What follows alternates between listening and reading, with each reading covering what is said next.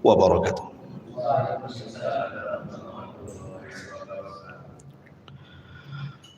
Alhamdulillah.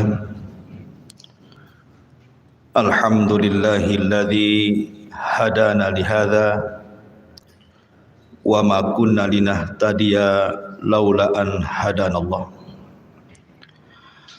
Asyhadu an la ilaha illallah wahdahu rabbi la syarika lah wa asyhadu anna Muhammadan abduhu wa rasuluhu alladzi la nabiyya ba'da, amma ba'du.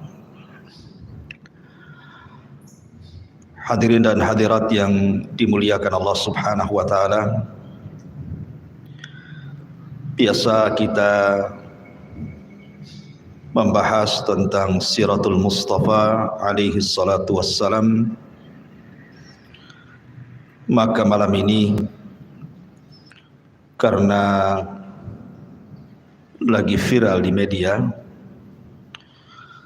tentang dunia paranormal dan perdukunan yang berkedok agama, maka malam ini kita akan khusus membahas seputar dunia perdukunan dan juga paranormal.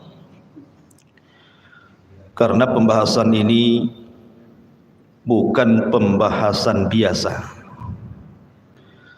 Ini menyangkut akidah umat Islam, menyangkut agama. Makanya pembahasan ini harus sering digaungkan di tengah-tengah masyarakat, karena dampaknya sangat besar sekali. Bagaimanapun dunia seperti ini lebih dekat kepada kesyirikan dibandingkan kepada tauhid. Dan tidak ada dosa yang lebih besar di permukaan bumi ini melebihi kesyirikan. Jangan lagi syirkul akbar, syirik besar seperti dunia perdukunan dan paranormal. Syirik kecil saja dikhawatirkan Nabi SAW. Kata Nabi SAW, sesungguhnya sesuatu yang paling aku takutkan menimpa kalian adalah asyirkul asghar, syirik kecil. Kemudian Rasul ditanya, apa itu syirik kecil? Maka Nabi SAW mengatakan, ar-riya, seseorang beribadah ingin dipandang manusia. Itu saja Nabi SAW ketakutan kalau seandainya syirik kecil ini sampai menimpa seorang muslim, apalagi syirik besar. Makanya Imam Az-Zahabi rahimahullahu taala dalam kitabnya Al-Kabair, kumpulan dosa-dosa besar, belum meletakkan urutan pertama dalam kitabnya adalah asyirku billah, kesyirikan kepada Allah Subhanahu wa taala. Kemudian setelahnya as-sihr, dunia sihir. Saking bahayanya diletakkan pada urutan pertama. Ma'asyiral muslimin yang dimuliakan Allah Subhanahu wa taala, di dalam Al-Qur'anul Karim Allah Subhanahu wa taala berfirman, "Wa ma yu'minu aktsaruhum billahi illa wa hum musyrikun." Dan sebagian besar manusia tidak beriman kepada Allah melainkan dalam keadaan mempersekutukan Allah Subhanahu wa taala. Jadi orang-orang yang terjerumus kepada kesyirikan, bukan mereka itu di luar daripada Islam, tidak. Orang-orang yang melakukan praktek perdukunan atau orang yang datang ke dukun, itu bukan orang kafir. Kita tidak membahas orang kafir,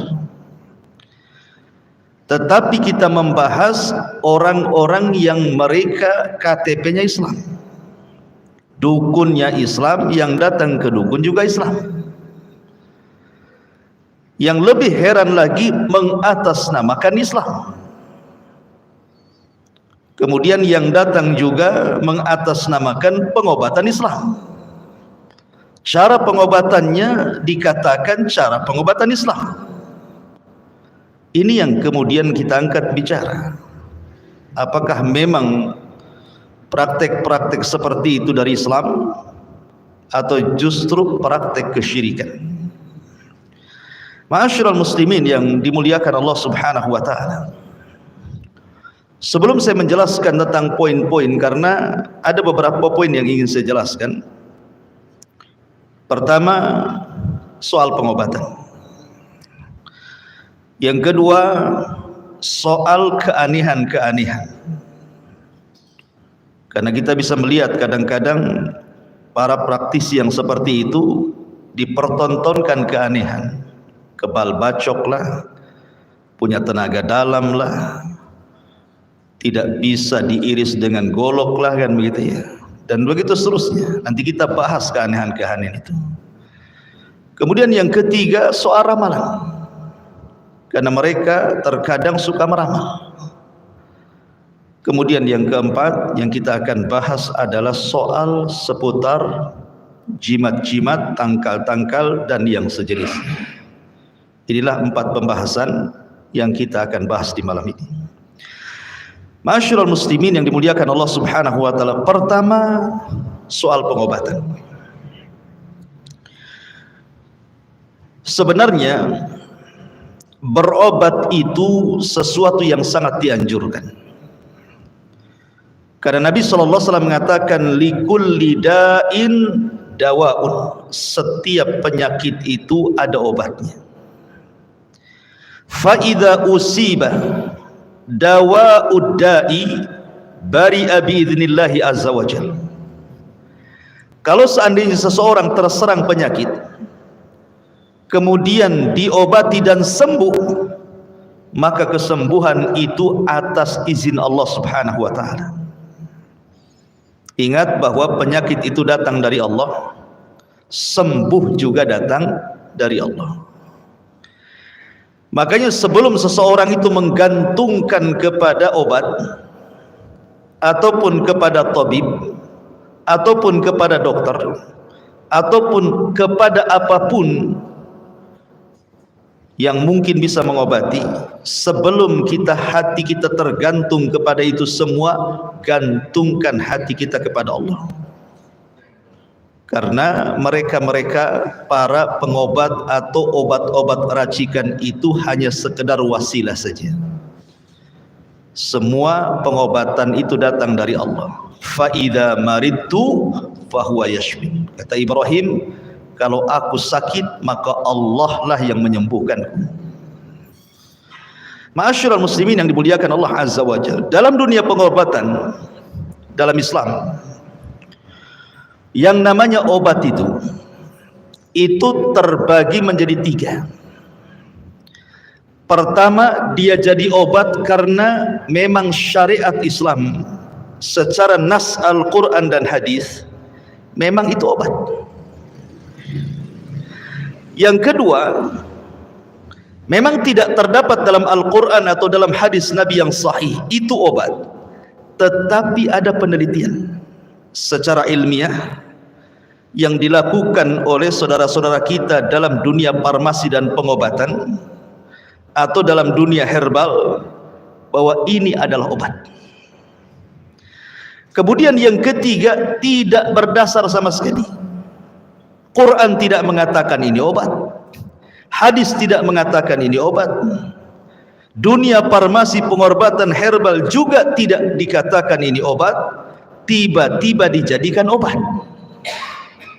Ini dalam dunia pengobatan terbagi menjadi 3. Adapun yang pertama, bahwa ada obat-obat itu berdasarkan nas Al-Quran atau hadis Nabi SAW adalah obat atau bisa dijadikan sebuah pengobatan. Contoh, Nabi SAW dalam hadis Abi Hurairah radhiyallahu an bicara tentang habbatus sauda. Bicara tentang habbatus sauda, jintan hitam. Kata Nabi SAW, fil habbatis sauda shifaun min kulli da'in illa sam. Kata Nabi SAW, di dalam jintan hitam itu ada obat untuk mengobati semua jenis penyakit kecuali kematian. Kalau orang sedang sakaratul maut, nyawa sudah di kerongkongan, jangan suruh minum habbatus sauda, tetap mati dia. Kematian tidak bisa ditangkal dengan habbatus sauda ya. Kematian itu takdir yang datang dari Allah Subhanahu wa taala. Kemudian juga contoh yang lain, ketika Allah Subhanahu wa taala berfirman soal madu, Allah mengatakan wa auha rabbuka ilan nakhli anittakhidhi minal jibali buyutan wa minas syajari wa mimma ya'rishun thumma kuli min kulli thamarati fasluki subula rabbik dhulalan yakhruju min butuniha syarabun mukhtalifun alwanuhu fihi shifa'u linnas inna fi dzalika laayat liqaumin yatafakkarun. Kemudian makanlah dari segala macam buah-buahan, lalu dan Tuhanmu mengilhamkan kepada lebah, buatlah sarang di gunung-gunung, di pohon-pohon kayu, dan di tempat-tempat yang dibikin manusia. Menunjukkan bahwa madu itu ada 3. Ada yang disebut dengan madu jabali. Madu jabali itu madu yang diambil dari gua-gua, dari gunung-gunung, bukit-bukit, dan ini sebaik-baik madu. Kemudian yang kedua ada namanya madu hutan, madu liar yang ada di hutan-hutan tuh. Maka ini jenis madu urutan kedua. Ada madu peliharaan, ini madu dalam urutan jenis ketiga. Ada juga yang keempat, madu palsu dari gula biasanya. Kan itu ya, itu bukan obat itu. Minum itu antum jadi diabetes. Jadi kemudian Allah mengatakan, dan Tuhanmu mengilhamkan kepada lebah, buatlah sarang di gunung-gunung, di pohon-pohon, dan di tempat-tempat yang dibikin manusia. Kemudian makanlah dari segala macam buah-buahan, lalu tempuhlah jalan Tuhanmu yang telah dimudahkan bagimu. Dari perut lebah itulah keluar minuman madu yang bermacam-macam warnanya. Di dalamnya terdapat obat yang menyembuhkan bagi manusia.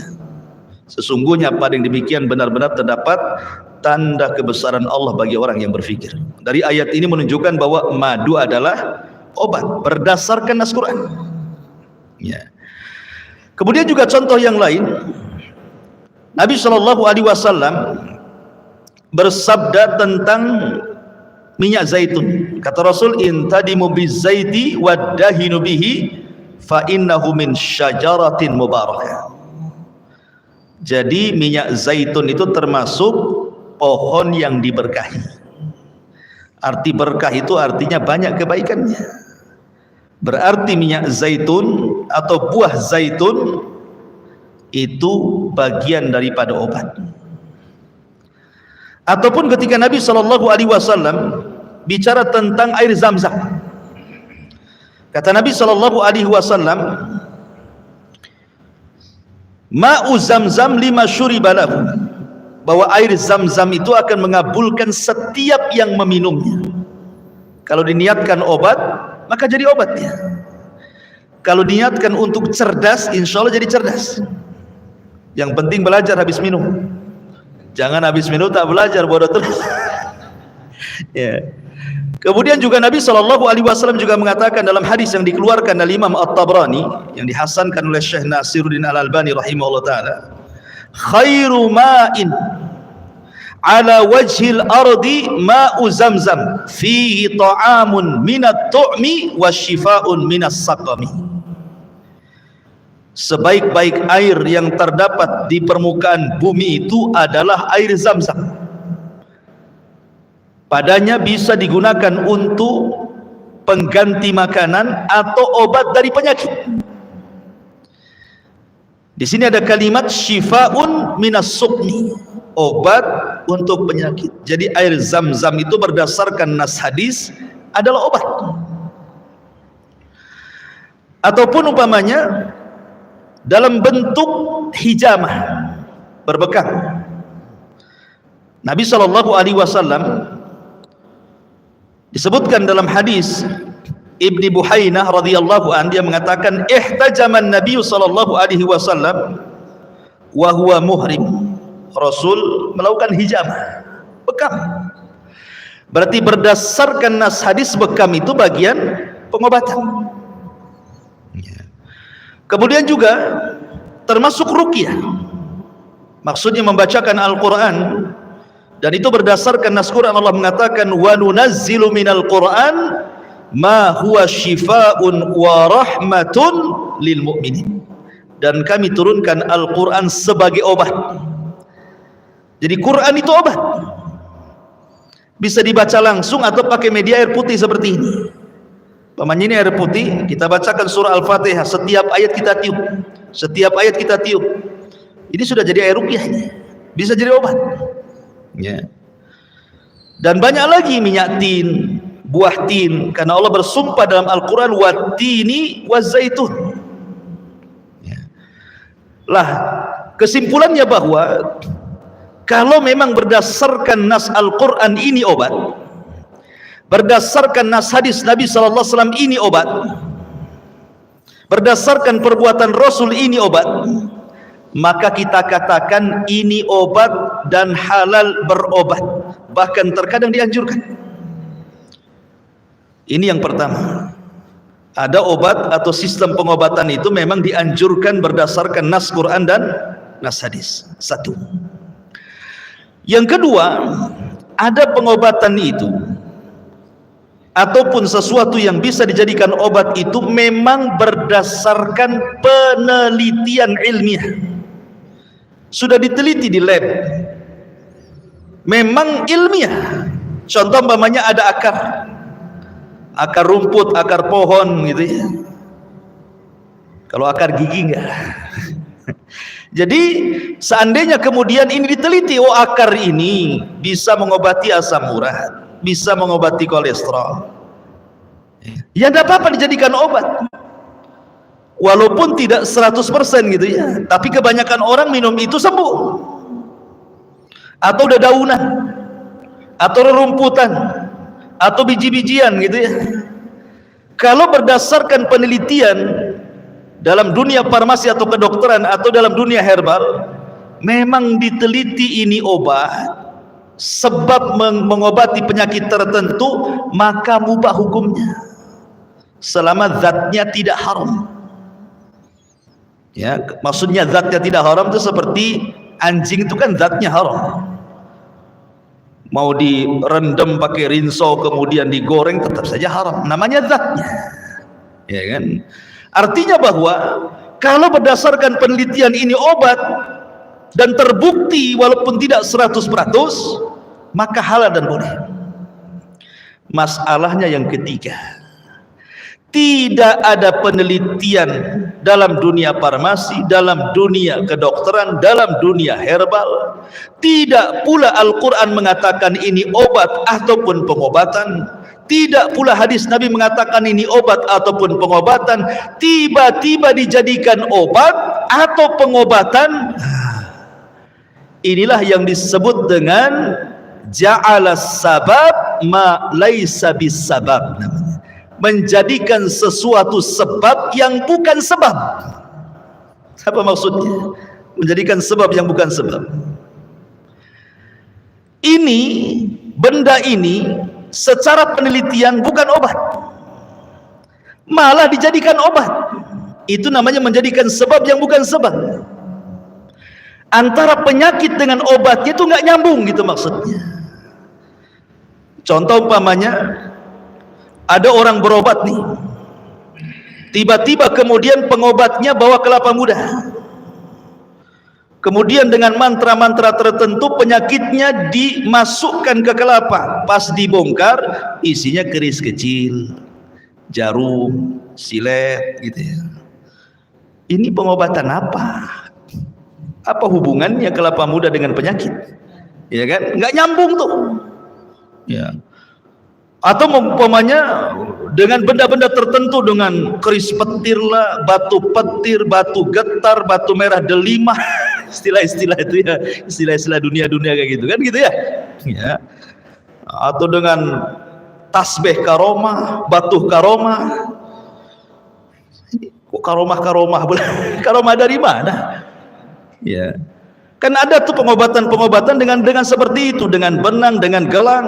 Itu nanti masuknya pada bab jimat, nanti terakhir kita jelaskan. Jadi jangan menjadikan obat sesuatu yang bukan obat, atau praktek-praktek itu tidak dikenal mengobati. Kan banyak tuh dalam dunia perdukunan itu praktek-praktek pengobatan, mentransfer penyakit ke ayam umpamanya kan. Kasihanlah ayam itu yang tadinya sehat jadi sakit. Kan gitu ya. Zalim sama ayam jadinya. Ya. Jadi ada orang-orang yang kemudian menggunakan sistem pengobatan itu di luar nalar. Kalau memang pengobatan-pengobatan seperti ini baik, kenapa di zaman salaf dulu, di zaman Nabi, di zaman para sahabat, di zaman para ulama tidak ada pengobatan kayak gini? Ma'asyiral muslimin yang dimuliakan Allah Subhanahu wa taala. Ini kalau cerita dunia pengobatan, nanti kita akan bentangkan, kita akan urut dulu sesuai pembahasan. Kemudian yang kedua, bicara soal keanehan. Keanehan ini kalau saya bagi ada 7 perkara. Pertama disebut mukjizat. Yang kedua disebut irhasat. Yang ketiga disebut karamah. Yang keempat disebut maunah. Yang kelima disebut al-ihana. Yang keenam disebut al-istidraj. Dan yang terakhir disebut as-sihru, sihir. Ya. Kita rinci, apa maksudnya 7 keanehan ini? Yang pertama mukjizat. Mukjizat itu adalah amrun khariqun lil adah, sesuatu keajaiban di luar kebiasaan orang. Dan ini hanya dijadikan dan diberikan untuk para nabi dan rasul. Mukjizat ini khusus untuk menemani para nabi dan rasul, untuk membuktikan bahwa dia nabi, bahwa dia rasul. Seperti di zaman rasul terbelahnya bulan, ya kan? Kan aneh. Ataupun di zaman Nabi Musa tongkat jadi ular, memukul lautan terbelah 2, atau tangan dimasukkan ke pesak tiba-tiba bercahaya, atau di zaman Nabi Isa dia bisa menghidupkan orang mati dengan izin Allah, dan begitu seterusnya. Itu mukjizat namanya, khusus bagi para nabi. Kemudian yang kedua ada irhasat. Irhasat juga khusus bagi para nabi, tapi peristiwanya sebelum diangkat jadi nabi. Seperti Nabi SAW sebelum lahir atau saat lahir terdapat cahaya yang menerangi negara-negara adidaya di zaman itu, Persia dan Romawi. Ataupun ketika sebelum lahir Nabi SAW terjadi peristiwa Ashabul Fil yang kemudian dihancurkan oleh ababil. Itu disebut irhasat namanya. Kemudian yang ketiga disebut karamah. Karamah ini diberikan oleh Allah Subhanahu wa taala kepada wali-wali Allah Subhanahu wa taala. Dan yang dimaksud wali adalah seseorang yang multazim, betul-betul dia iltizam, istiqomah di dalam mengikuti syariat.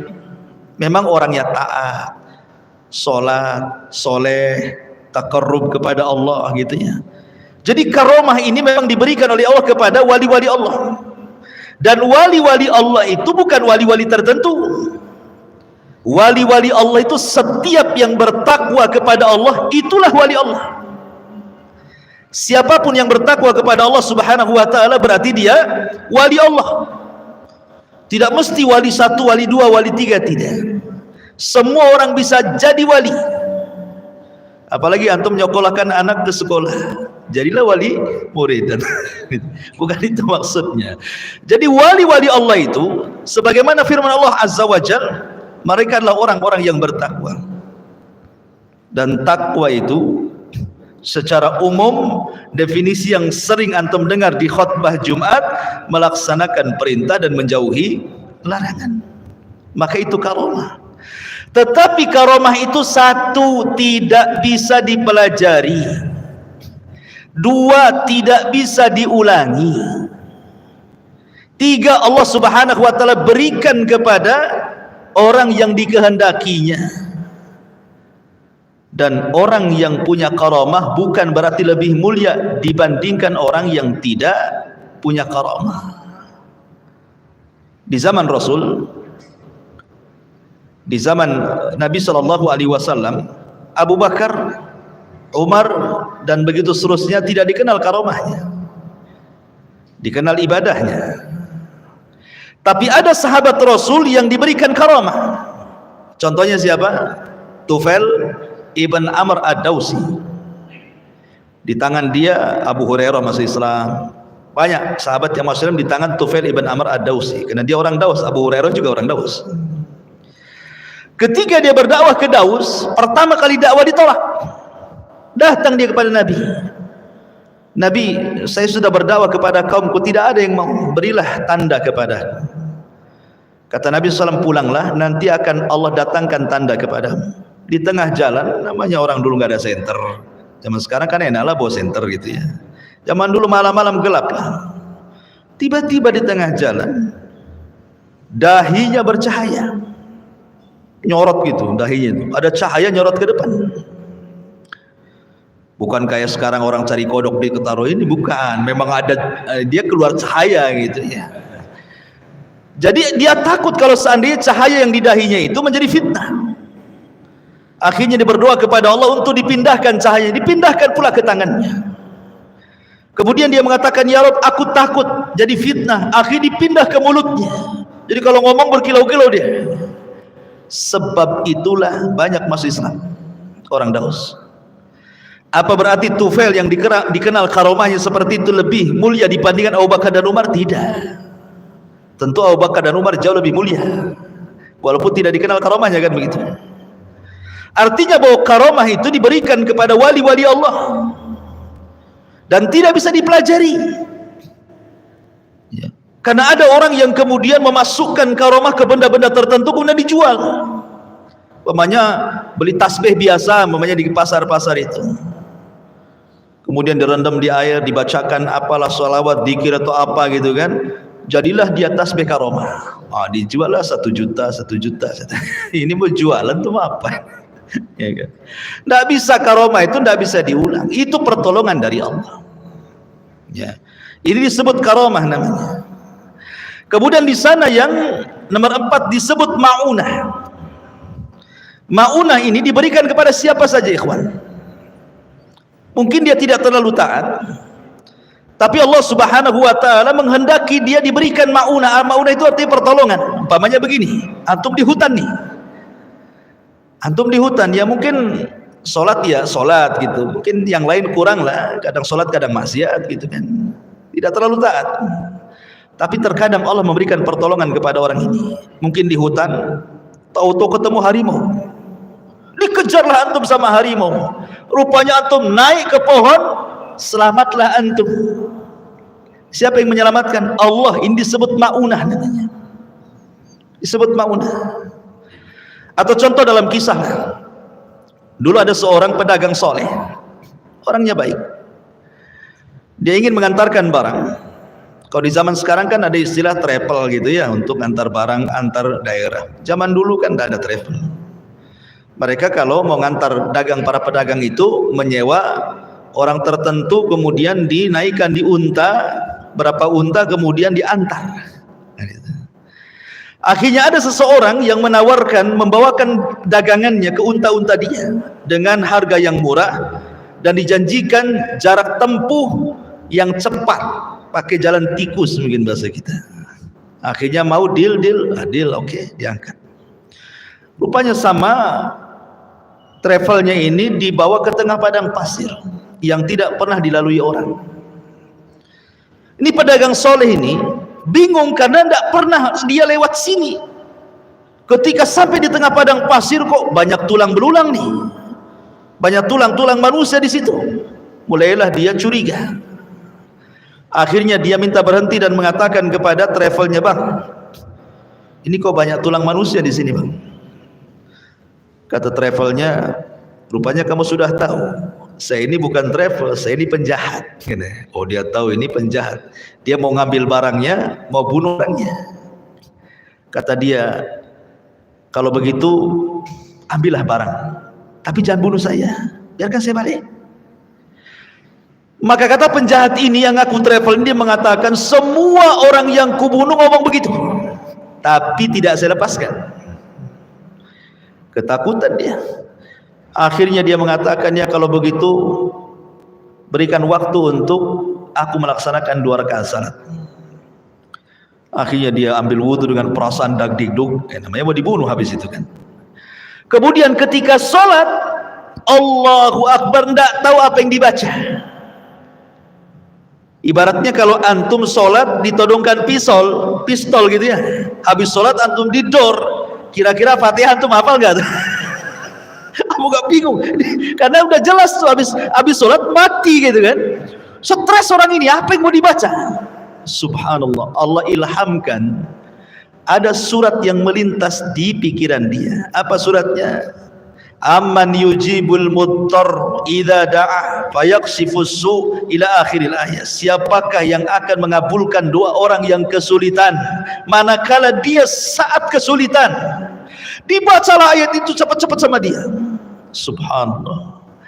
Ketika itu, ketika hampir dia selesai salam, dia melihat ada kuda putih, penunggang putih membawa pedang di tangannya, kemudian dengan cepat ke arah dirinya dan menebas orang jahat ini.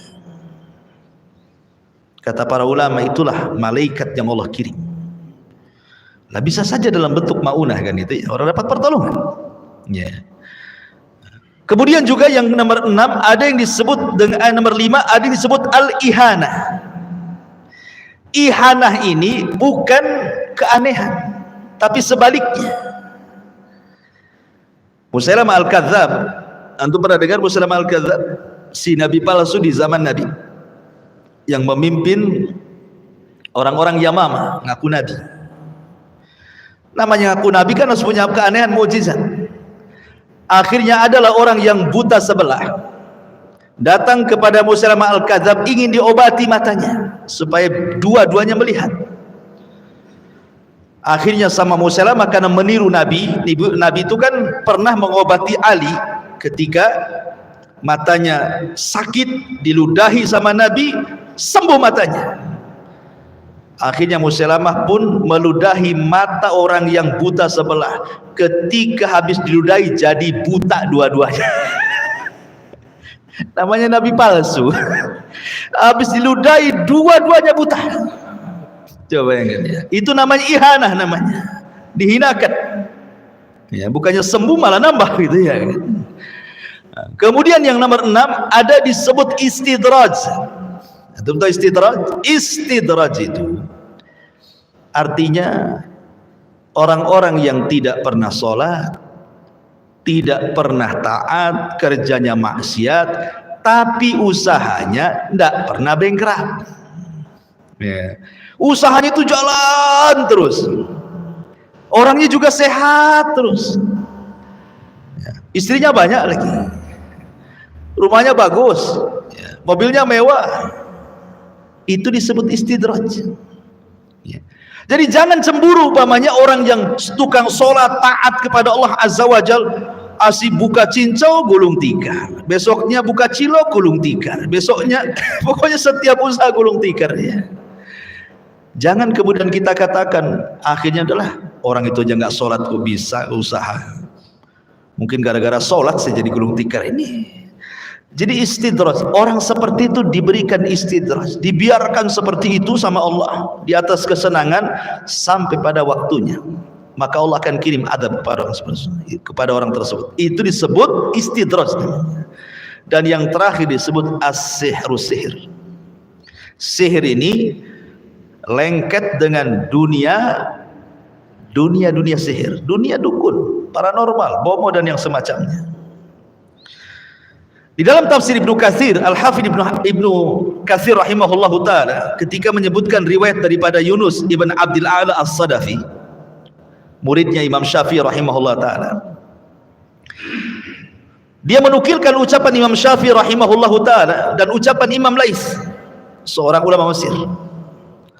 Katanya Imam Syafi'i rahimahullahu ta'ala, "Idza ra'aitumur rajula yamshi 'alal ma'i wa yatiru fil hawa'i fala taghtarru bihi hatta tu'ridu amrahu 'alal kitabi was sunnah."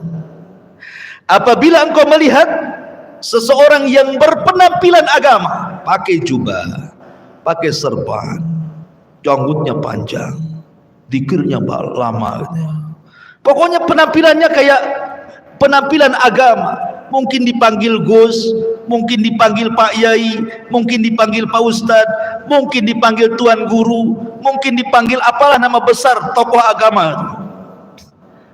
Tiba-tiba yamshi alal mah, bisa pula dia berjalan di air.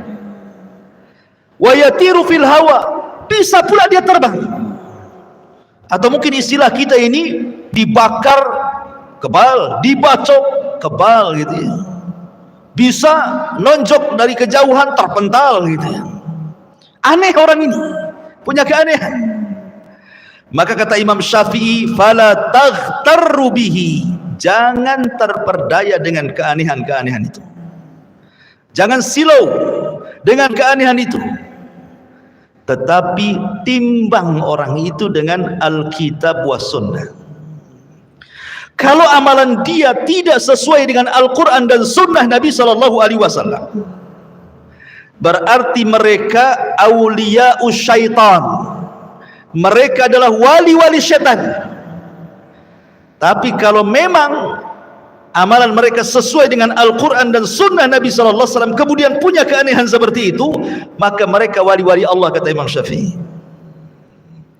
Artinya di sini ketika Imam Syafi'i mengatakan, apabila ditimbang dengan Al-Quran dan sunnah amalannya tidak seperti itu, berarti dia menggunakan sihir, menggunakan bantuan jin.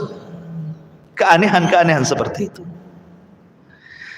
Tetapi keanehan-keanehan zaman sekarang yang terjadi tidak mesti menggunakan jin. Terkadang menggunakan trik-trik khusus, ya kan? Trik-trik seperti tukang sulap gitu kan, pakai trik, pakai benda-benda, atau pakai semacam obat-obat kimia, atau pakai kecepatan tangan, atau pakai pengalihan dengan ngomong banyak. Kayak tukang obat kan ngomong aja kan, dialihkan karena ucapan orang itu jadi nyihir juga tuh ya. Dialih-alihkan orang dengan hipnotis dan yang semacamnya. Ini pun tetap tidak dibolehkan, karena ini masuk dalam penipuan. Makanya kita lihat sekarang di media-media yang sekarang lagi viral kan, bahkan subscribe-nya itu bisa jutaan tuh, penontonnya ratusan ribu. Kalau dakwah kayak saya ini yang nonton 5 orang, 6 orang.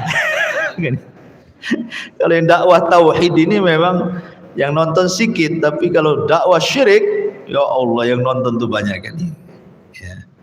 Coba kita lihat coba orang-orang yang sedang melakukan acting dunia perdukunan itu, atau menampakkan dunia kesaktian. Terkadang ada acara-acara itu yang disebut dengan gerebek dukun santet ya, gerebek dukun-dukun pelet. Nanti setelah digerebek itu, wah, adu kekuatan nih kawan. Nanti saling pental-pentalan tuh, terpental tuh, belum ditonjok sudah mental tuh, pakai tenaga dalam tuh.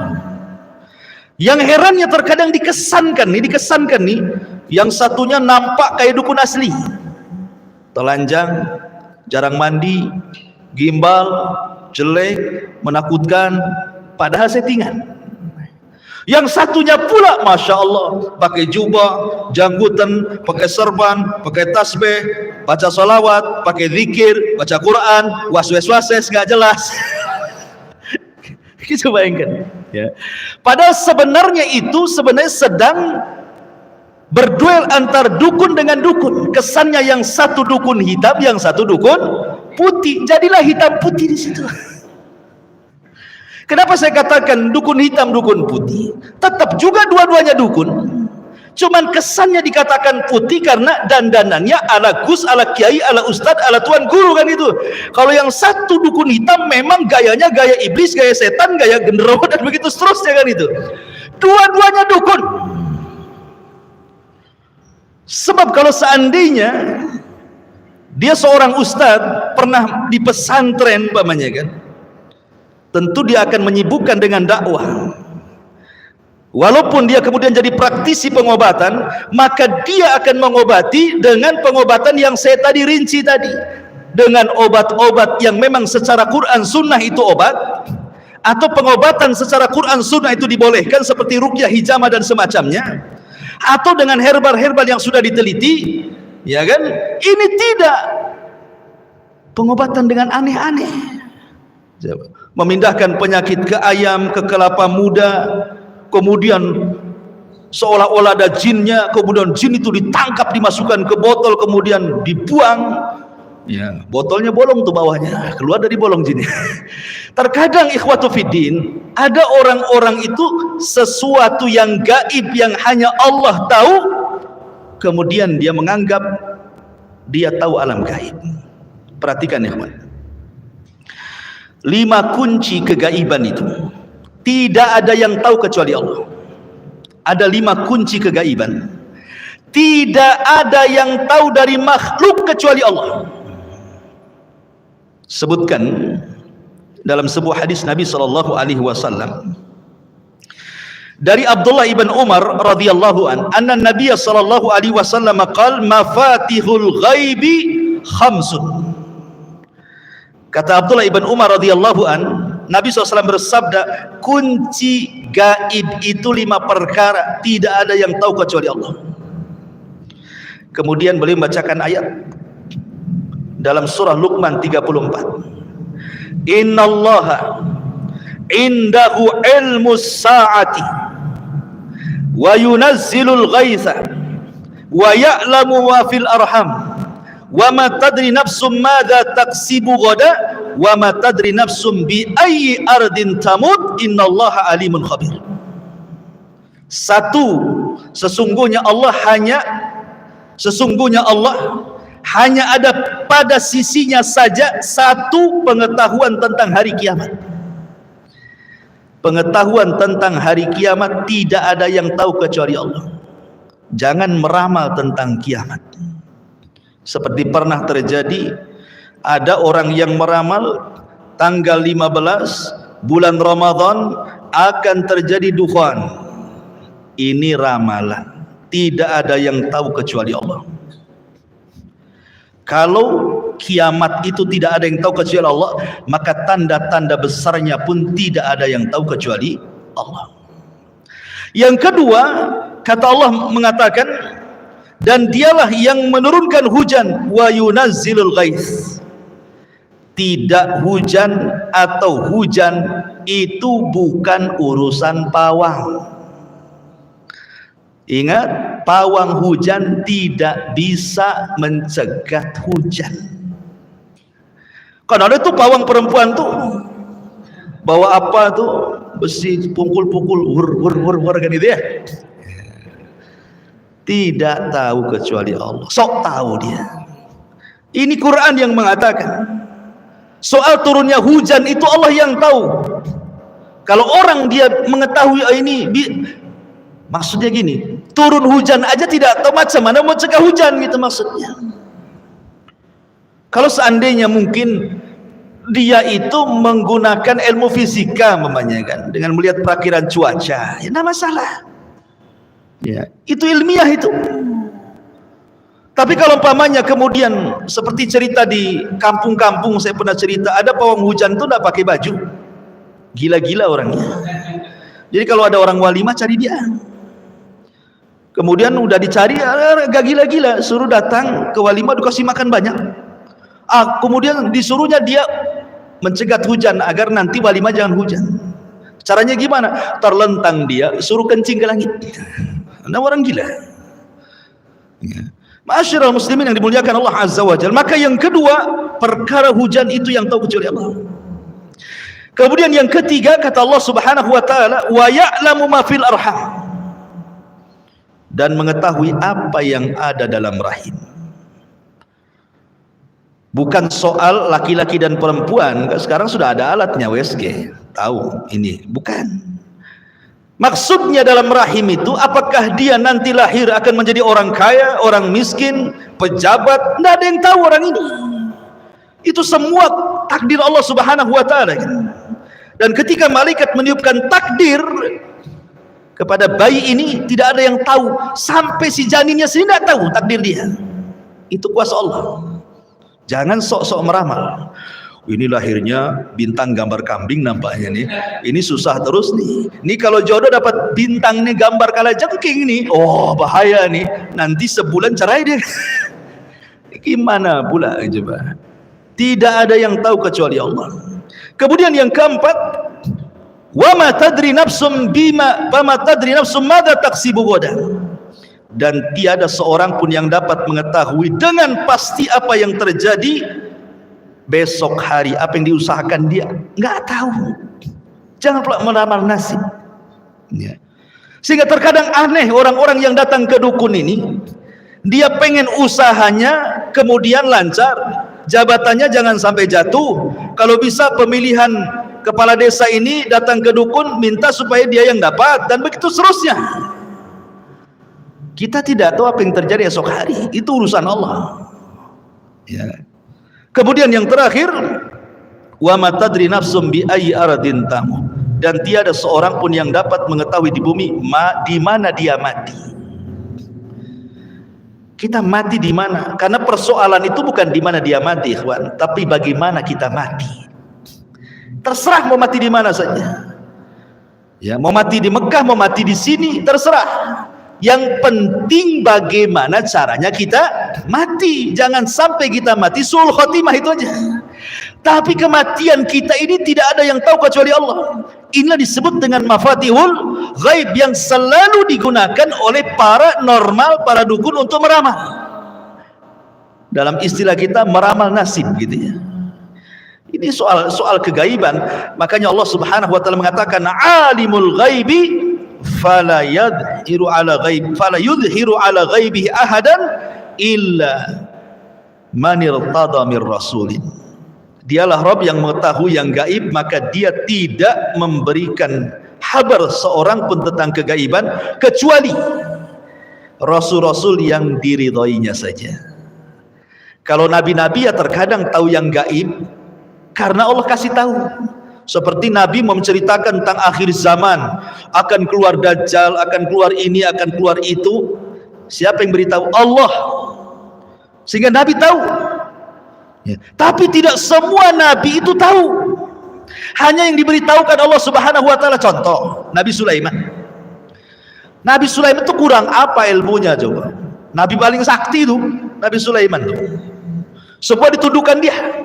Hewan dituduhkan dia, awan ditundukkan dia, jin aja ditundukkan dia. Tapi suatu ketika dia sedang membariskan pasukan, tidak ada pula Hudhud di situ. Di mana Hudhud? Awas saja, sebentar lagi kalau dia datang tidak dapat alasan ku azab dia atau ku bunuh dia. Tahu-tahu datang si Hudhud ini. Kemudian menceritakan kepada Nabi Allah Sulaiman alaihi salatu wassalam dan mengatakan alasannya kenapa dia tidak hadir. Dia mengatakan apa? Aku barusan terbang ke Yaman. Bayangkan Sulaiman di Palestina, terbang pula ke Yaman. Secepat itu Hudhud. Artinya diberikan kemampuan Hudhud itu ya. Kemudian pulang lagi ke Palestina, menceritakan bahwa aku baru saja dari Yaman, aku lihat ada kerajaan indah, seorang ratu yang jadi rajanya. Masalahnya masyarakatnya menyembah matahari dan bulan. Sulaiman nggak percaya begitu saja. Betul tak? Kalau kau nggak bohong, kirim surat ini. Dikirim surat untuk supaya Ratu Balkis masuk Islam. Lah Sulaiman tidak tahu kok di Yaman itu ada kerajaan, ya kan? Padahal dia seorang nabi loh. Dia tidak tahu. Ya. Ma'asyiral muslimin yang dimuliakan Allah, kalau Sulaiman saja seorang nabi yang bisa menundukkan berbagai macam, tidak tahu kok di Yaman ada kerajaan, tiba-tiba di zaman sekarang ada dukun lebih sakti pula daripada Sulaiman. Wah, kan hebat kali itu kan. Bisa lah dia ramah-ramah. Ya. Nah, Sulaiman loh, nabi luar biasa, nabi, raja gitu ya, yang paling masuk di tengah-tengah Bani Israel. Tidak tahu kondisi di Yaman dengan Palestina. Bahkan ketika Sulaiman meninggalnya gimana? Sedang duduk di singgasana. Kan jasad para nabi itu dijaga oleh Allah dan tidak akan dimakan tanah. Makanya walaupun bertahun-tahun dia seperti itu jasadnya, walaupun ruhnya sudah tidak ada. Jadi Sulaiman ketika dicabut ruhnya dan dia sedang duduk di kursi kebesarannya, disangkanya sedang tidur Sulaiman, jin itu masih kerja saja. Baru setelah rayap-rayapnya itu menggerogoti kursinya, kemudian roboh, jin tahu. Apa kata jin? Kalau tahu Sulaiman sudah mati dari dulu, ngapain lagi kita kerja, dihinakan oleh dia, katanya. Coba, jinnya saja tidak tahu yang gaib, sementara dukun-dukun ini kerjasamanya sama jin. Jinnya tidak tahu yang gaib. Informasi kegaiban paranormal itu dari jin. Kalau jinnya tidak tahu yang gaib, berarti dia menginformasi sesuatu yang dusta. Ketika yang diinformasikan kedustaan, berarti dukun sedang berdusta. Itu namanya silsilah dusta. Jin membohongi dukun, dukun pula membohongi kita. Kita pula mau dibohongi. Nah, itu masalahnya. Ma'asyiral muslimin yang dimuliakan Allah Subhanahu wa taala. Jadi kita tahu bahwa kalau kita cerita tentang keanehan-keanehan, masuk yang mana ini? Yang sekarang dipertontonkan di depan kita ya, baik itu asli ataupun settingan, masuk pada yang mana? Mukjizat. Bukan nabi dia, ya kan? Irhasat. Bukan juga dia nabi dan rasul, karena itu kan terjadi sebelum seseorang nabi diangkat. Karomah umpamanya ya, anggaplah karomah. Karomah tidak bisa dipelajari. Kemudian kita lihat orang-orang itu kan hanya di media saja nampaknya itu pakaiannya soleh kan. Ya namanya orang mau disorot kamera, ya tidak mungkin lah pakai pakaian sembarang. Ya kalau bisa nampak ustadznya kan itu ya. Nampak ustadznya, nampak tawaduknya, ngomongnya lembut kali, nampak zikir-zikir, salawat-salawat kan itu. Tidak tahu kehidupan dia sehari-hari. Kemudian lihat amalan dia kan gitu. Amalan dia itu sesuai dengan Quran dan Sunnah tidak? Contoh dalam pengobatan. Dalam pengobatan itu sudah jelas, ruqyah itu ada dhawabitnya. Ada aturan-aturannya kan ruqyah itu ya. Disebutkan oleh para ulama, satu antakuna bi kalamillah au bi asma'ihi wa sifatihi. Harus menggunakan kalam Allah Al-Qur'an atau menggunakan nama-nama dan sifat-sifat Allah. Yang kedua, antakuna bilisanil arabi. Dia harus berbahasa Arab. Au bima ya'rifu ma'na min ghairi, ataupun yang diketahui maknanya. Kemudian yang ketiga, at-tawakkul 'alallahi azza wajal fir ruqyah. Dia sandarkan ruqyah ini yang menyembuhkan bukan bacaannya tapi Allah Subhanahu wa taala. Allah Subhanahu wa taala. Kemudian juga tidak menggunakan praktek-praktek perdukunan. Ya hanya dibaca saja. Paman ini orang sakit nih. Kita mau ruqyah dia, kita niatkan bahwa kita hendak meruqyah, baca Quran. Dikeraskan bacaannya, kemudian baca doa-doa yang diajarkan Nabi SAW atau menyebut asma Allah dan sifat-sifatnya. Tidak ada harus kemudian dipegang, kemudian dimasukkan ke botol, dimasukkan ke kelapa. Ya Allah, itu tidak pernah terjadi. Kemudian menerka-nerka ini, di dalamnya ini ada kerisnya nih. Oh, tahu ada kerisnya? Sehingga ketika betul-betul diambil kerisnya, dimasukkan ke kelapa, kemudian dibelah, oh itu ada kerisnya. Udah saya pindahkan kerisnya di situ. Di jantungnya ada kerisnya. Kalau di jantung ada kerisnya, mati. Jadi sebenarnya dia sedang menghayal. Ya. Dari mana dia tahu isi daripada tubuh manusia kecuali dengan alat kan gitu ya. Kalau dengan terawangan, istilahnya ilmu terawangan gitu ya, diterawang begitu. Ini pakai jin, ikhwatu fiddin, muliakan Allah azza wajalla. Bisa pakai jin beneran, bisa tipu-tipu. Namanya trik-trik sulap juga bisa terjadi seperti itu, dan sudah ma'ruf di kalangan tukang sulap yang seperti itu, dan bahkan sudah dibongkar lagi oleh mereka. Jadi Itu bukan ruqyah. Ruqyah bukan seperti itu. Ma'asyiral muslimin yang dimuliakan Allah Subhanahu wa taala. Kemudian yang ketiga yang kita akan bahas adalah bicara soal ramalan. Allah Subhanahu wa taala berfirman di dalam surah An-Naml 65. Qul la ya'lamu man fis samawati wal ardil ghaiba illallah wa ma yash'uruna ayyana yub'atsun. Katakan, tiada seorang pun yang ada di langit dan yang ada di bumi yang mengetahui perkara-perkara yang gaib kecuali Allah, dan mereka tidak mengetahui bila mana mereka akan dibangkitkan.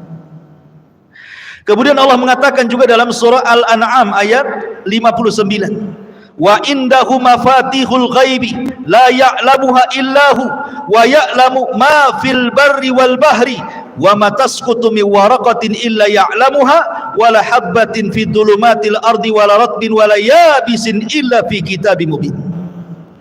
Dan pada sisi Allah lah kunci-kunci semua yang gaib, tidak ada yang mengetahui kecuali Dia sendiri. Dia mengetahui apa yang ada di daratan, yang ada di lautan, dan tidak sehelai daun pun yang gugur melainkan Dia tahu. Tidak ada jatuh satu biji pun dalam kegelapan bumi kecuali Dia tahu. Ma'asyiral muslimin yang dimuliakan Allah Azza wa Jalla, artinya bahwa dua ayat ini menunjukkan kegaiban itu milik Allah. Sekarang cerita ramalan. Meramal itu ada dua jenis, ikhwan. Ada yang meramal sesuatu yang sudah terjadi, ada meramal sesuatu yang akan terjadi. Sesuatu yang belum terjadi seperti namanya dia meramal barang hilang. Kan barang hilang kan sudah terjadi berarti kan. Umpamanya 2 tahun atau 1 tahun antum punya mobil dicuri orang. Kemudian antum datang ke dukun. Kemudian dukun mencari siapa pencurinya, itu meramal sesuatu yang telah terjadi. Kemudian dukun mengatakan, oh sini tengok jarinya. Nah kan itu ya. Biasanya orang-orang kayak gini kan tengok pakai tengok tangan. Ya, ramalan-ramalan itu macam-macam yang saya lihat itu. Seperti umpamanya melihat telapak tangan, ataupun melihat tanggal lahir, atau melihat golongan darah gitu ya, melihat mangkok, melihat kartu, melihat garis di tanah, melihat tanda tangan juga dilihat ya, cuma tanda tangan sampai tanda tangannya dilihat, atau huruf abjad, atau tanda lahir, macam-macam lah orang itu kan. Namanya orang meramal itu kan macam-macam yang dilihat tuh kan. Kemudian dia nerawang, oh mobil kamu tuh dicuri di daerah Tiban ya. Pak dukun, RT berapa? Siapa lurahnya? Sebelah mana gangnya? Itu biasanya nggak bisa tuh. Dia umum saja, pokoknya Tiban kampung lah. Nomornya, rumahnya, nomor sebelah nggak berani dia. Ya. Dia kan nerka-nerka saja. Sebenarnya dia tidak tahu yang gaib. Kalaupun seandainya nih seseorang berkomunikasi dengan orang dan seolah-olah dia tahu yang gaib, itu bisa saja ada kerjasama antara dia dengan jin. Contoh nih, umpamanya di televisi ada jin sedang praktek paranormal sedang mempraktekkan perdukunannya. Kemudian dari rumah ada orang yang konsultasi. Ya. Ini kan gak ketemu tuh, yang satu di televisi pakai kamera, yang satu pula di rumah. Mungkin yang satu televisi di Jakarta, yang konsultasi di Batam. Ya. Terkadang sang dukun itu bisa langsung nerka. Ibu ini tanggal lahirnya 23 April 1980 ya. Udah tua ibu nih. Kok tahu? Tahu lah. Kayaknya ibu ini nama ibunya si Anu. Kok tahu Pak? Padahal saya belum kasih tahu nama ibu saya. Tahu lah kan itu. Biasanya kan itu ya. Pokoknya dia bisa nerka-nerka dan benar terkaannya itu. Tanggal lahirnya dia bisa nerka, nama ibunya dia tahu, nama bapaknya dia tahu gitu ya. Kemudian dia telah melakukan sesuatu dia tahu. Terkadang terjadi seperti itu. Lah kenapa dia bisa menerka? Bukankah jin paranormal itu tidak tahu yang gaib, apalagi yang satu di Jakarta, yang satu di Batam. Bisa terjadi dengan cara apa? Komunikasi antar jin. Setiap orang itu punya jin. Saya, Anda punya jin yang disebut dengan jin korin, ya, jin jahat. Dan dukun-dukun itu banyak peliharaan jin. Ingat, dukun-dukun itu mereka suka memelihara jin. Makanya sering saya ceritakan sama antum, mungkin pernah nggak cerita ya, tentang kisah penggerebekan dukun santet di Arab Saudi itu. Jadi di Arab Saudi itu ada namanya KPD, ya, KPD. Kalau di kita kan KPK. KPK itu apa? Hah? Artinya kepanjangan KPK apa? Komisi Pemberantasan Korupsi. Kalau di sana Komisi Pemberantasan Dukun, KPD. Jadi kepala polisinya nangkep tuh dukun tuh, nangis pula dukun itu ketika ditangkap. Kemudian kata kepala polisi, kenapa kau nangis? Katanya, Pak, saya nangis bukan karena saya ditangkap, tapi kayak saya nangis karena sebanyak itu jin yang aku rawat tidak ngasih tahu bahwa saya akan ditangkap. Itu masalahnya. Kok saya ini banyak jinnya, saya rawat jin-jin itu, kok satu pun nggak ngasih tahu bahwa saya akan ditangkap, katanya. Coba kalau dia kasih tahu, kan saya bisa kabur, gitu kan? Saya bayangkan. Artinya dukun-dukun itu banyak peliharaannya. Jadi kalau dia sedang meramal sesuatu, pasti dia akan kerahkan jin-jinnya itu. Dan jin dukun akan berkomunikasi dengan jin si pasien.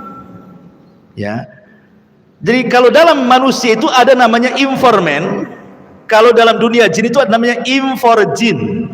Tahu inforjin? Jin memberikan informasi sesama jin. Ya, jadi jin dukun berkomunikasi dengan jin pasien. Kata jin pasien, ini tanggalnya sekian loh jin. Nah, dia kasih tahu kepada dukunnya. Nama bapak ibunya ini loh jin. Nama jin ini kasih tahu. Jadi dia tahu, dapat informasi dari jin, gitu maksudnya. Kalau dia tidak punya jin, tidak mungkin bisa menerka. Tidak mungkin. Karena, tapi tidak semua jin bisa menerka apa yang ada pada diri kita. Contoh kejadiannya ketika Hajjaj ibn Yusuf As-Saqafi. Hajjaj ibn Yusuf ini, itu kan pemimpin zalim, walaupun dia hafal Quran tapi suka bunuh orang. Hajjaj ibn Yusuf As-Saqafi ini. Jadi Hajjaj ibn Yusuf ini manggil dukun. Kemudian sambil bincang-bincang, Hajjaj ini ngambil kerikil-kerikil di sampingnya sambil dihitung. Ya, dia nggak perasan dia sedang ngambil kerikil. Dihitungnya 1, 2, 3 sampai 10 kerikil, kemudian digenggam. Kemudian kata Hajjaj, wahai fulan, tebak berapa kerikil yang ada di tangan saya? Kata dukun ini, 10. Pas dihitung, betul 10. Terus diam lagi. Kemudian Hajjaj ibn Yusuf tanpa menghitung langsung main kerewek saja. Diambil kerikilnya, nggak tahu berapa isinya. Berapa ini? Dia bingung. Ya. Sekian. Ternyata ketika dihitung meleset dia. Ya. Ternyata apa? Ketika kita tidak tahu, dia tidak tahu. Gitu maksudnya. Ketika kita tahu, dia tahu, gitu maksudnya. Ya, jadi tidak semua jin itu tahu. Kalau asal plekam ini berapa? Tidak tahu. Nggak akan tahu. Coba saja antum buktikan. Tapi kalau antum hitung dulu, tahu dia. Ya, jin kita informasi sama dia. Kalau kita nggak ngasih tahu, jin kita ya bingung mengenai informasi berapa, katanya. Takut salah informasi dan tidak salah, kan sama jin. Ya. Jadi ikhwatu fiddin muliakan Allah Subhanahu wa taala. Jadi ramalan-ramalan itu semua adalah dunia perdukunan. Dalam Islam tidak mengenal ramalan kecuali ramalan cuaca BMKG. Ya, itu sesuai dengan fisika, nggak apa-apa.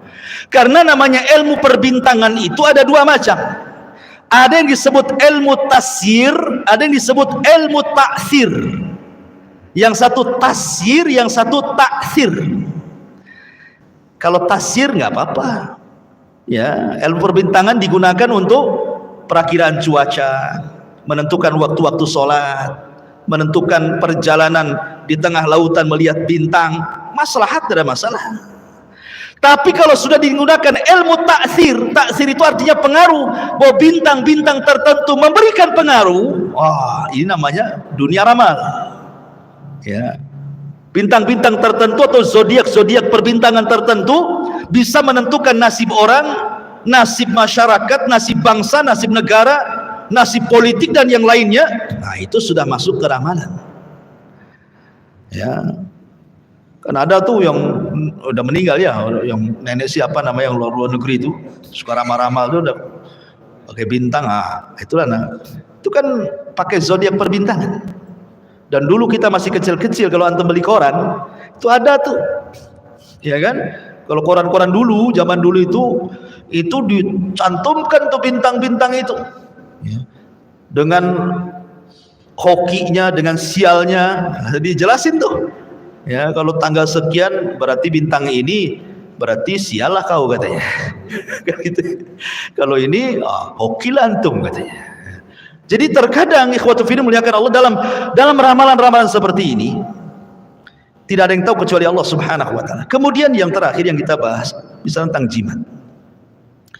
Dari Imran ibn Husain radhiyallahu anhu, Nabi sallallahu alaihi wasallam absara ala adudi rajulin halqatan arahu. Nabi SAW pernah melihat ada seorang laki-laki pakai gelang yang nampak gitu ya. Ada sahabat pakai gelang, seorang laki-laki lihat Nabi. Ketika Rasul mengatakan, apa ini? Ya, gelang itu dari kuningan, min sufr. Maka kemudian dia mengatakan, minal wahina. Rasul, saya menggunakan gelang ini untuk mengobati kelemahan pada badan saya, supaya kuat. Maka Nabi SAW mengatakan, amma innaha la taziduka illa wahnan imbidha ank fa innaka law mitta wa hiya alayka ma aflahta abada. Sebaiknya kata Rasul, cabut, buang, karena gelang itu tidak menambah kecuali kelemahan. Kalau engkau meninggal dan gelang itu masih ada di tanganmu, kau tidak akan selamat. Rasul suruh buang, ya kan? Kemudian juga dari Abi Bashir Al-Ansari radhiyallahu anhu, annahu kana ma'an Nabi sallallahu alaihi wasallam fi ba'di asfari. Kata Abu Bashir Al-Ansari, dia mengatakan, suatu ketika aku bersama Rasul dalam sebuah safar. Fa arsala rasulan, maka Nabi sallallahu alaihi wasallam mengumumkan kepada seorang utusan, alla yabqayanna fi raqabati ba'irin kiladatun min watarin au kiladatun illa qutiat. Supaya tidak terdapat lagi di leher unta jimat dari tali busur panah atau kalung apapun, kecuali harus dipatahkan, diputuskan, dibuang. Ya, karena jimat-jimat itu kan macam-macam, ada digantungkan di kendaraan, ada yang ditempel di warung berupa raja-raja gitu ya, ada yang ditaruh di rumah, macam-macam, ada yang dikantongi, ada diselipkan di dompet, ya, macam-macam jimat-jimat itu. Maka kata Nabi SAW, disuruh untuk dibuang. Bahkan yang lebih jelas lagi, kata Nabi SAW, man 'allaqa tamimatan faqad asyrak. Barang siapa yang menggantungkan jimat, maka dia telah terjerumus kepada kesyirikan. Dan Rasul mengatakan, man ta'allaqa tamimatan fala atamallah, wa man ta'allaqa wada'atan fala wada'allahu. Barang siapa yang menggantungkan jimat, maka hatinya akan tergantung pada jimat itu. Barang siapa yang menggantungkan kepada kerang dijadikan jimat, maka hatinya pun akan tergantung kepada kerang jimat itu. Artinya apa? Orang yang memakai jimat itu kan ada dua hukumnya, ikhwan. Bisa terjerumus kepada syirkul akbar, bisa terjerumus kepada syirkul asghar. Gimana gambarannya? Kalau antum meyakini bahwa gelang, cincin, kalung, jimat berupa raja atau yang lainnya, jimat itulah yang mendatangkan manfaat dan mencegah madarat, dinafikan Allah di kepalanya, jatuhlah antum ke syirik besar. Tapi kalau antum masih yakin Allah yang datangkan manfaat, Allah yang mencegah madarat. Cuman ini kan wasilah saja, maka ini syirik kecil. Masalahnya kebanyakan orang pakai jimat itu antara jatuh ke syirik besar ke syirik dan syirik kecil itu hanya beti. Antum tahu beti? Beda tipis. Ya. Karena kebanyakan orang yang pakai jimat itu umumnya jatuh ke syirik besar. Jangan ke syirik kecil itu. Walaupun mulutnya ngomong, oh kan Allah semua, ini kan wasilah saja. Oh, sok tahu dia. Contohnya nih, seandainya nih ada jimat keberuntungan, taruh di mobil. Kalau pakai jimat ini, insya Allah nggak akan ditabrak, nggak nabrak. Sekali lupa lah dompetnya di rumah, jimatnya pula di situ. Was-was dia waktu nyetir itu. Alamak, jimatnya nggak, balik dia ambil jimat. Berarti hatinya tergantung kan? Hatinya tergantung. Atau dia umpamanya penglaris nih, laris nih.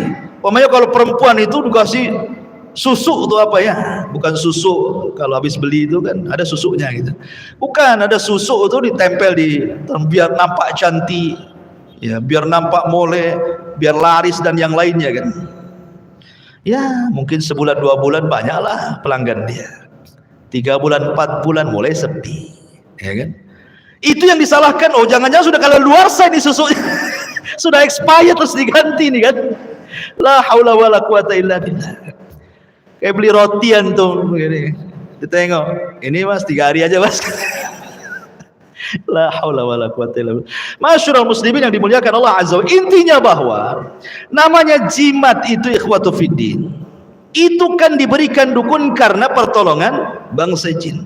Kalau seandainya sesajennya kurang ya, kalau seandainya itu persembahan kita dengan mereka kemudian sampai tidak dipenuhi, ya jelas ada expirednya lah.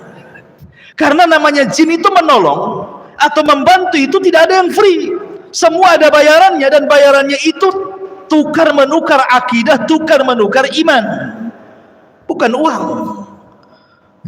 Masyarul muslimin yang dimuliakan Allah azza wa jalla. Makanya jimat-jimat ini bahaya. Jimat-jimat itu sangat bahaya sekali, dan itu adalah kesyirikan. Tawakallah kepada Allah subhanahu wa ta'ala.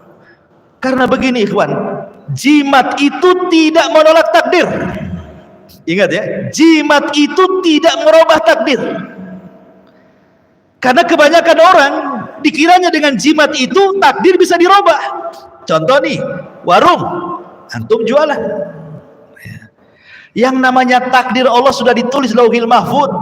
Belum lagi di catatan malaikat, belum lagi ketika kita berojol, ketika usia 4 bulan datang tuh yang namanya malaikat peniup ruh, dicatatlah rezeki kita sekian. Kemudian kita buka warung, dia pikir kalau ke dukun laris ya, ikhwah, rezeki itu sudah ditentukan oleh Allah. Kalau memang Allah sudah tentukan namanya warung satu hari cuma dapat 50 atau 200 ribu, 300 ribu, walaupun ke dukun Thailand sekalipun beli jimatnya, namanya jimat tidak bisa merubah takdir. Takdir Allah tidak bisa dirubah ya. Cuman ada memang orang-orang yang tidak sabar, harusnya mengambil rizki karena takdir itu dia dapat yang halal, karena tergesa-gesa dapatlah yang haram. Sebenarnya kalau dia usaha gitu, banyak ke orang yang tanpa dukun laris usahanya. Kenapa pun sibuk pakai dukun? Karena kalau sudah sibuk pakai dukun berarti hatinya sudah jahat. Kenapa? Karena suudon kepada tetangganya. Jangan-jangan saya disihir sama sebelah ini. Ya gara-gara dia saya sepi jadinya. Suudon kan? Sudah suudon main dukun pula. Jadi dunia-dunia seperti ini tidak bisa menolak takdir Allah subhanahu wa ta'ala. Ingat itu, tidak akan berubah takdir Allah dengan datangnya anda ke dukun, karena dukun itu kebanyakan dusta dan bohong. Bukti bahwa mereka pendusta, hadis Nabi. Kita harus yakin dengan hadis Nabi. Dahulu di zaman Nabi SAW, kata Rasul, jin itu naik ke langit. Sampai di langit itu ada maqaidah lis-sam'i, sebagaimana berdasarkan suratul jin. Ada maqaidah lis-sam'i, tempat-tempat curi dengar. Jin itu kalau ke langit seperti orang panjat pinang, sampai ke langit. Tapi hanya di bawah langit pertama. Tidak mungkin dia sampai menembus langit, tidak akan bisa. Ya ma'syaral jinni wal insi in istata'tum an tanfudhu ila samawati wal fanfudhu la tanfudhuna illa bisultan. Enggak bisa jin naik tembus ke langit itu. Ya. Jadi ketika di zaman Nabi sallallahu alaihi wasallam, maka jin-jin itu kemudian tidak bisa naik ke langit. Sejak itulah maka difungsikan bintang sampai hari ini, bahkan sampai kiamat setelah diutusnya Nabi. Bintang itu apa? Difungsikan untuk melempar jin-jin yang ada di langit. Karena jin-jin yang ada di langit ini selalu mencuri dengar dari wahyu yang Allah wahyukan kepada para malaikat. Kemudian dicuri dengar, kalau sudah dapat satu kalimat disampaikan ke jin yang di bawahnya. Jin yang di bawahnya disampaikan ke yang di bawahnya. Yang di bawahnya sampai kepada jin yang ada di bumi.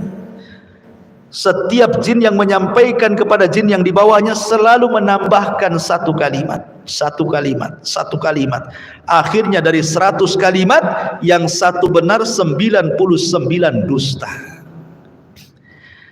Kemudian yang jin yang di bumi inilah dia jual belikan dengan dukun, paranormal, bomo dan yang semacamnya. Jadi yang benar itu cuma satu, 99 dusta. Kalaupun seorang pengobat dan dia dukun mengobati, sembuh tanpa sadar, dibacakan sholawat gitu saja, sembuh dia. Sekarang antara yang sembuh dengan yang tidak sembuh banyak mana? Kan gitu ya. Karena biasanya yang sembuh inilah kemudian dia pula yang diwawancarai, dimasukkan YouTube. Gimana setelah berobat sama dia? Oh bagus. Yang nggak sembuh nggak diwawancarai. Coba yang nggak sembuh diwawancarai, kalau akulah dukun tuh. Jadi masyarakat muslimin yang dimuliakan Allah Azza wa Jalla. Jadi mereka adalah para pendusta. Yang bahayanya di zaman sekarang ini, ikhwan, tontonan-tontonan di YouTube dan yang semacamnya. Kita lihat tontonan-tontonan itu seperti gerebek dukun, kemudian adu kesaktian antar dukun, kemudian pengobatan yang tidak dikenal dalam syariat Islam, ya, dipertontonkan. Kemudian setelah ada orang-orang yang membongkar, tiba-tiba sebagian mereka sadar, kemudian baru ngomong bahwa ini adalah settingan. Padahal ketika dia membuat konten itu tidak ada tulisan untuk hiburan atau settingan, kan itu seolah-olah beneran. Kalau mungkin orang-orang cerdas, ini settingan. Gimana kalau orang-orang itu jahil, tidak pernah belajar iman, nggak pernah belajar tauhid, orang awam, ya, kemudian dipertontonkan seperti itu, setan pula masuk seolah-olah beneran. Hebat kali orang dia, digolok nggak mempan, dibakar nggak mempan, ya, ditonjok, orang yang nonjoknya mental. Ya. Kemudian dipraktekkan dunia pengobatan ala mereka. Kok bisa ya orang yang sakit kemudian disuruh terlentang, dibawalah kelapa muda, entah ngomong-ngomong apa pakai ya, kayak gaya-gaya sinetron, diambilnya dari tubuh itu dimasukkan ke kelapa, isinya jarum, silet, macam-macam. Kalau isinya uang 200.000 kan enak. Ini isinya macam-macam di situ. Ya. Lah kemudian ditonton nih. Kalau seandainya orang itu tidak punya iman, ikhwan, bisa saja kemudian dia berpikir, wah ini orang hebat ini. Apalagi kalau seandainya keluarganya sakit. Orang sakit itu setan lebih dekat dibandingkan malaikat. Karena setan tidak mau orang sakit parah mati itu husnul khotimah, tidak mau. Gimana caranya dia husnul khotimah? Makanya diberikan waswas, berobatlah kau ke sana, berobatlah kau ke sana, gitu maksudnya. Akhirnya berobatlah ke sana. Apa yang terjadi? Dua hadis Nabi cukup. Hadis yang pertama kata Nabi SAW, man ata arrafan fasa'ala an syai'in lam tuqbal salatuhu arba'ina yauman. Siapa yang datang ke dukun hanya sebatas konsultasi, tanya tok, nggak membenarkan, ya nggak yakin, konsultasi saja, hanya tanya, itu sholatnya 40 hari ditolak, nggak akan diterima. Dan kebanyakan kan begitu ya.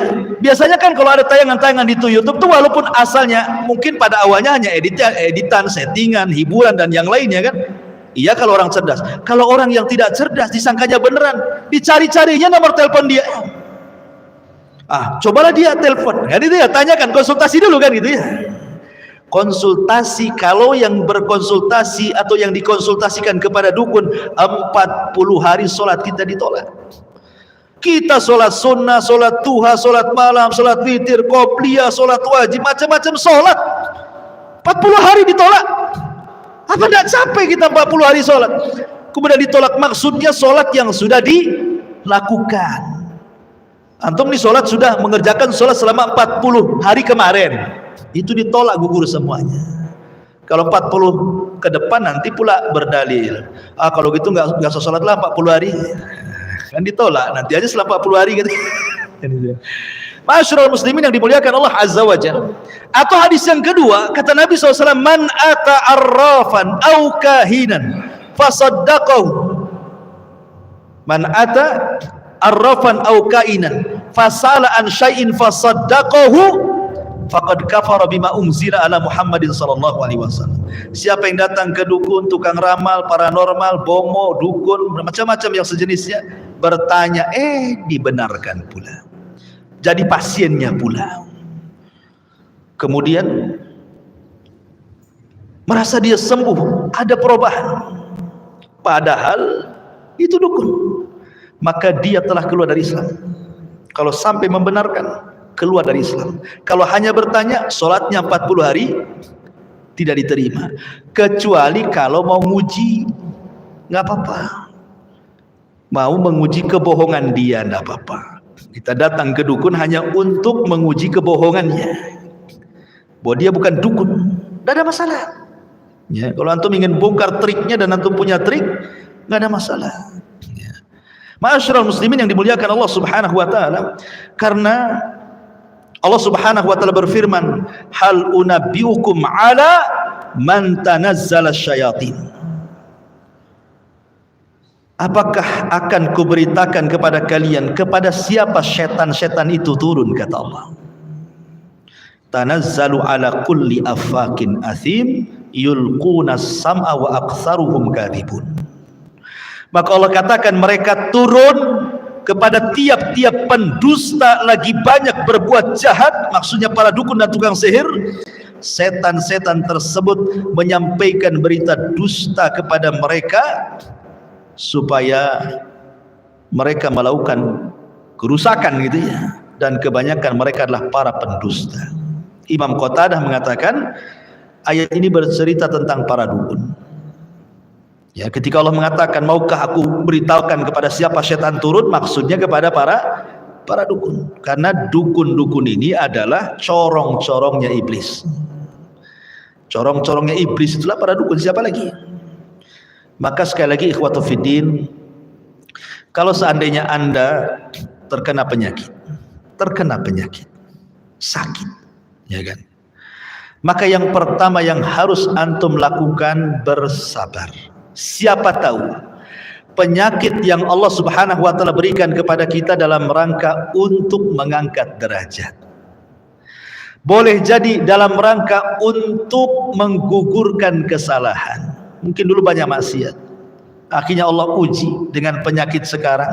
Boleh jadi mungkin untuk menggugurkan dosa-dosa lama, atau mengangkat derajat kita di hadapan Allah. Karena terkadang ada surga tidak bisa diraih dengan sholat, tidak bisa diraih dengan zakat, tidak bisa diraih dengan puasa, tidak bisa diraih dengan haji, hanya bisa diraih dengan sabar.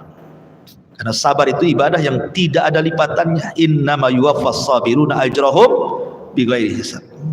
Allah itu akan memberikan pahala orang sabar tanpa batas. Yang kedua, selain sabar, maka ada upaya tawakal. Sebelum kita datang ke dokter, sebelum kita datang ke apotek, sebelum kita datang ke tabib-tabib, ya, ke sinse-sinse dan yang semacamnya, maka gantungkan hati kita ke Rabb yang menciptakan mereka, yang menciptakan obat-obat yang mereka racik, gantungkan kita kepada Allah dulu, karena mereka yang menciptakan dokternya. Allah lah yang menciptakan dokter, Allah yang menciptakan tabib, Allah yang menciptakan obat. Sebelum hati kita gantungkan kepada dokter dan racikan obatnya, gantungkan dulu kepada Allah. Dengan cara apa? Cobalah meruqyah diri sendiri, ya, meruqyah diri sendiri dengan cara membaca Quran, zikir-zikir pagi dan petang, dan begitu seterusnya. Karena Quran juga bukan hanya mengobati dalam dunia spiritual itu untuk ruh saja, tidak, bisa untuk badan juga, ya. Atau dengan cara bersedekah, karena sedekah juga kata Rasul, tadawau mardakum bisadaqah, sembuhkan orang sakit kan dengan sedekah, ya. Sedekah itu penyembuh juga rupanya, ya. Coba gantungkan kepada Allah. Baru setelah kita tawakal betul kepada Allah, cari sebab. Kalau sudah meruqyah di sendiri tidak bisa juga, cari sebab. Sebab itulah kembali ke kaedah pengobatan tadi. Ada obat-obatan yang memang secara nas Quran itu obat, makan. Atau cara-cara secara Quran Sunnah itu pengobatan seperti bekam ruqyah, atau mungkin dengan cara obat-obat yang diteliti farmasi dan kedokteran, belilah di apotek, kan itu ya. Atau datang ke dokter yang memang dia ahli dan memang ilmiah, dia sudah tahu ilmunya. Jadi harusnya seperti itu, ya, bukan terburu-buru gitu ya. Karena orang itu maunya instan saja, maunya sekarang sakit datang ke dukun, di penyakitnya ditarik langsung sembuh, kan, maunya instan orang sekarang, ya. Maunya itu cepat ditarik kemudian dimasukkan ke kelapa biar kelapa yang sakit katanya. Jadi intinya Bapak ikhwatu fiddin, terkadang sakit itu sebenarnya membawa berkah. Sakit itu membawa berkah. Dan ingat bahwa ketika para dukun berhubungan dengan jin, kemudian kita datang kepada mereka, hakikatnya kita itu sedang ta'awun 'alal birri wat taqwa, ikut tolong-menolong di atas perbuatan keji dan dosa. Tidak boleh. Ikhwan, Nabi ketika peperangan, banyak loh jin-jin di zaman Nabi yang masuk Islam. Jin-jin yang masuk Islam di zaman Nabi banyak, kan, awalnya dari 7 jin tuh. Makanya disebutkan dalam surah jin, ketika Rasul sedang sholat subuh, ketika dari Taif gak dapat orang yang didakwahi, kemudian Rasul sholat subuh baca ayat Al-Quran, datang pula 7 jin dari Yaman masuk Islam. Kemudian jin-jin ini pulang ke Yaman berdakwah, ribuan jin masuk Islam. Kemudian Nabi SAW berdakwah lagi, 4 kali Rasul berdakwah kepada jin. Tapi dalam setiap peperangan tidak ada riwayat Nabi minta tolong sama jin. Tidak ada riwayat. Harusnya Nabi SAW ketika perang Uhud itu kan kalah kaum muslimin tuh, 70 sahabat gugur, Nabi sampai rompong gigi depannya, bahkan pipinya terkena serpihan, bahkan Nabi dikabarkan mati. Kenapa tidak meminta pertolongan jin? Coba kalau seandainya Nabi minta pertolongan jin, jin kan gak terlihat, ikhwan. Innahum yarakum min haitsu la tarawnahum. Mereka melihat kita, kita pula tak melihat dia. Pertanyaannya, kalau antum kelahi dengan musuh yang tidak terlihat, kira-kira siapa yang kalah, siapa yang menang? Kan gitu ya. Antum yang kalah, ya. Antum yang kalah pastilah, kan itu ya. Kalau orangnya nggak lihat, saya ini nggak melihat antum, antum melihat saya nonjok kemana nih? Antum dia ketok aja kepala saya, kan? Kan itu ya. Kenapa Nabi tidak minta bantuan coba kepada jin-jin Yaman itu ketika perang Uhud itu? Oh, kalau datang jin-jin itu sebentar aja ngalahkan, tapi Rasul tidak minta bantuan sama jin. Padahal berhak Nabi meminta bantuan, kan? Tapi tidak mengajarkan meminta bantuan kepada jin, ya. Sahabat juga sama, karena tahu konsekuensinya, ya. Ada orang belasan, Ustaz, kita kan hanya berhubungan dengan jin muslim. Dari mana kamu tahu itu jin muslim? Jin itu pendusta. Jin itu pendusta. Iya muslim tapi fasik, sama aja. Banyak manusia juga muslim tapi preman, kan banyak. Jin juga kurang lebih lah. Kehidupan jin itu sama dengan kita, ada preman pasarnya, ada. Ya, ya ada orang solehnya, jin soleh juga ada. Makanya Allah mengatakan, wa inna minna salihuna wa minna duna dzalikunna tara'iqa qidada. Jin itu ada yang soleh, ada yang enggak. Kami bertingkat-tingkat sama dengan manusia. Intinya ma'asyiral muslimin yang dimuliakan Allah Azza wa Jalla, jangan sampai berdekatan dengan dunia perdukunan. Itu saja, itu merusak akidah. karena dikhawatirkan keyakinan kita berubah, kemudian masuk ke dalam kesyirikan dan kita tidak sempat bertobat, kemudian kita mati, maka Allah mengatakan la in asyrakta la yahbatanna amaluka wa la takunanna minal khasirin. Kalau engkau sampai melakukan kesyirikan, hancur lebur amalan engkau dan engkau termasuk orang yang rugi, dan Allah haramkan sorga bagi dia. Wallahu a'lam bishawab. Ini yang bisa saya sampaikan, mudah-mudahan ada manfaatnya. Akhirul kalam, subhanakallahumma wa bihamdika asyhadu an la ilaha illa anta astaghfiruka wa atubu ilaik. Allahu ta'ala alam. Assalamualaikum warahmatullahi wabarakatuh.